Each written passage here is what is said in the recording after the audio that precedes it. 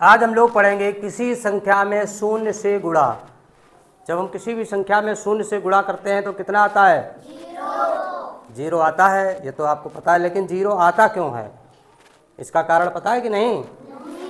चलिए मैं आज आपको बताता हूँ। जब हम कोई गुणा करते हैं, मान लीजिए हमने लिखा 5 गुणा 4, इसका मतलब बच्चों होता है कि हमें 5 को जोड़ना है 4 बार। कितनी बार? 4 बार। या हम कह सकते हैं 4 को जोड़ना है 5 बार। गुणा का मतलब होता है वो कितनी बार आया है।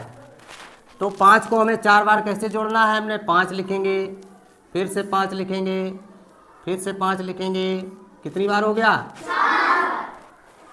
5 में 5 जोड़िए 10 में 5 जोड़िए 15 में 5 जोड़िए, यानी 5 का गुणा जब हम 4 में करते हैं तो 20 आता है।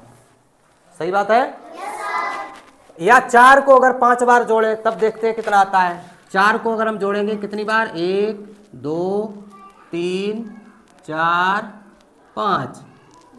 4 में 4 जोड़िए 8 में 4 जोड़िए 12 में 4 16 में 4, उतना ही आया।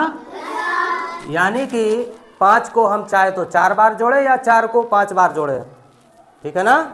तो इसका मतलब है 5 का गुणा 4 में करने पर कितना आता है? 20। आइए आगे देखते हैं। अगर हम 5 का गुणा 3 में करते हैं तो कितनी बार 5 को जोड़ना पड़ेगा? 5 धन 5 धन 5, कितना आ जाएगा? 15 आ जाएगा। Very good. या 3 को 5 बार जोड़ेंगे तब भी 15 ही आएगा। 5 को अगर हम 2 बार जोड़ें 5 धन 5, तब कितना आएगा? यानी 5 का गुणा जब 2 में करेंगे तो कितना आएगा? 10। अगर हम 5 का गुणा 1 में करें तो 5 को हमें केवल 1 बार लिखना है। या 1 को कितनी बार जोड़ना है?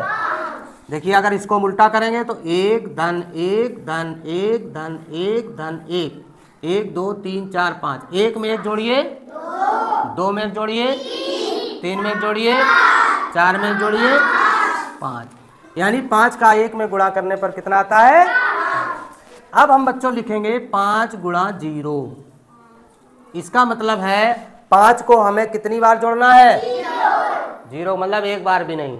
या इसका उल्टा करके देखते हैं, 0 को हमें कितनी बार जोड़ना है? 5 बार। कैसे?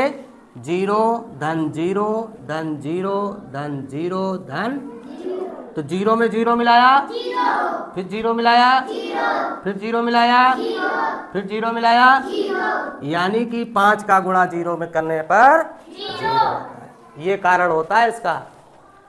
इसी प्रकार किसी भी संख्या में अगर आप गुणा करेंगे, 10 में गुणा 0 करेंगे तो भी 0 आएगा।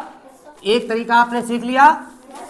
अब मैं दूसरा तरीका बताता हूं जिससे आप समझ पाएंगे कि 0 का गुणा करने पर किसी संख्या में 0 क्यों आता है। वही संख्या में लेता हूं, जैसे मैंने लिखा 5 गुणा 4। इसको हम दूसरे तरह से भी कर सकते हैं। यहाँ पर कितना लिखा हुआ है? 5। तो यहाँ पर हमने लाइन खींचेंगे 5। कितनी लाइन खींचेंगे? 5। और ये कितना लिखा हुआ है? 4। तो हम खड़ी लाइन खींचेंगे 4। खींच दिया। अब हम ये देखेंगे कि ये दोनों लाइनें कितनी जगह पर कट रही हैं। कटान बिंदु देखेंगे, यहाँ पर कट रही है 1 2 3 4 5 6 7 8 9 10 11 12 14 15 16 17 18 19 20। 20 जगह पर दोनों लाइनें काट रही हैं। इसका मतलब है 5 का गुणा 4 में करने पर कितना आएगा? 20। अगर हम लिखें 5 गुणा 2 तो हमें क्या करना पड़ेगा? 5 लाइन खींचेंगे और फिर अब देखिए कटान बिंदु कितने आ रहे हैं? 1 2 3 4 5 6 7 8 9 10, यानी कि इसका गुणा करने पर कितना आएगा? 10। अगर हम बच्चों लिखते हैं 5 गुणा 1 तो 5 लाइन हम ऐसे खींचेंगे पड़ी हुई और 1 लाइन खड़ी हुई। अब देखिए कितनी जगह पर कट रहा है?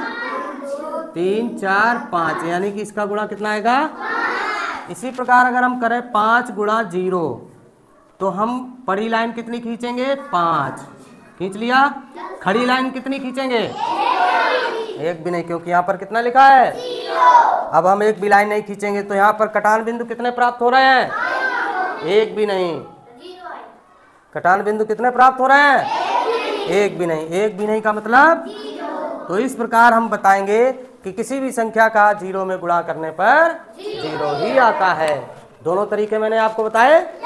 दोनों तरीके से आप किसी को भी समझा सकते हैं कि किसी भी संख्या में 0 का गुणा करने पर 0 क्यों आता है।